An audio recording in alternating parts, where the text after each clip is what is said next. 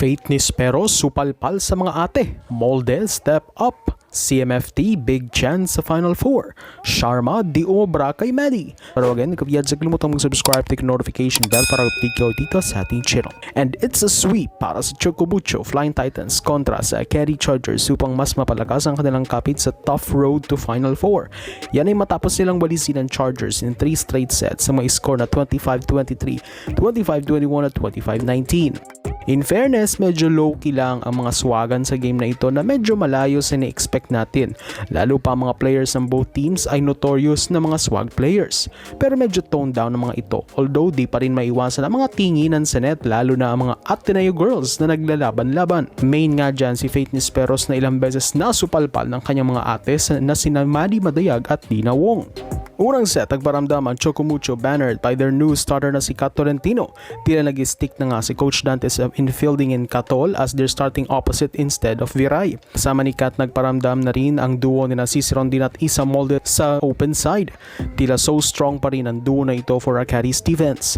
Lalo pang naboost ang Chocomucho with their aces against the carry at errors ng Chargers. Tanging si Dindin kasi ang gumagawa lamang for a carry, samantalang sa kabilang side mas distributed ang points.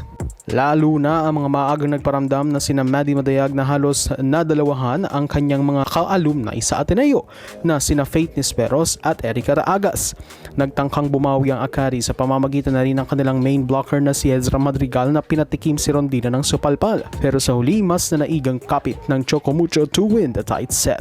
Set 2, mas napanatiling di kita ng labanan ng parehong teams. Nagpapalitan lamang ng suntok ang parehong koponan kung saan sa huli na lamang sila nagkakaiwanan. Same players leading the charge para sa Chocomucho, sina Cici Rondina, Madi Madayag at Kat Tolentino. Pero impressive sa set na ito si Tang Ponce na inangat ang CMFT sa kanilang mga buwis-buhay saves. And Dix, para sa Chargers, tanging si Dindin ang gumagawa lamang na di naman sumasapat sa huli. Actually, nagiging CC Dindin mashup ang laban matapos na sila talaga ang nagpapalitan ng score.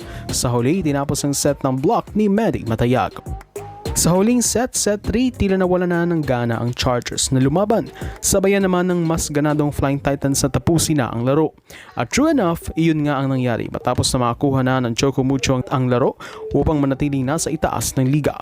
Nagbago ng players ang Chargers pero di naman ito naging effective sa napaka-consistent playmaking ng Chocomucho led by Dina Wong at syempre sa kanya mga spikers na sina Nunag at Cherry Bomb si Rondina. May highlight pa nga sa set na ito na tila nag-B-play si Rondina kung saan binigyan lamang siya ni Wong ng 2 na set sa likod, kaya naman baon na baon ang palo nito. Sa huli, tinanghal na best player of the game si Isa Molde na nag-step up para kay Des Cheng na nagtala ng 13 points from 10 attacks, 1 block and 2 aces. Dahil dito masasabing talagang nag-improve ang Flying Titans after their podium finish sa VTV Cup sa Vietnam.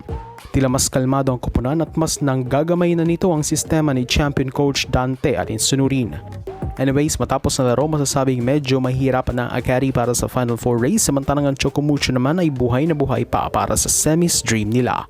So do you think of yet for support this channel, please don't forget to subscribe, hit the notification bell to be updated on my coming videos.